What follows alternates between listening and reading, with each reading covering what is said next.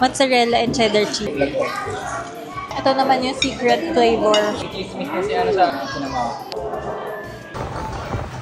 Let's eat BBQ chicken! And so, nandito kami ngayon guys sa BBQ chicken sa Robinson's Magnolia and kakain tayo ng BBQ chicken. So, kanina niluto na nila dito sa harap namin yung cheese and nirap na rin ni ate. So, meron ako dito nitong cheese flavor with mozzarella and cheddar cheese. So, let's try!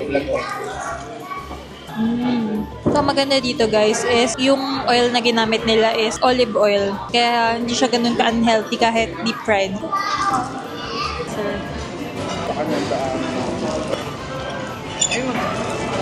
Nag-order din pala kami ng kimchi fried rice tteokbokki and yung side sampler nila. Try muna natin yung kimchi fried rice.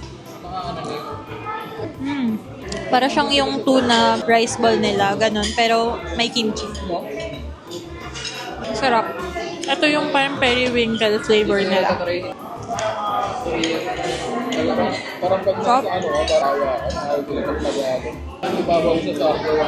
Kimchi fried rice.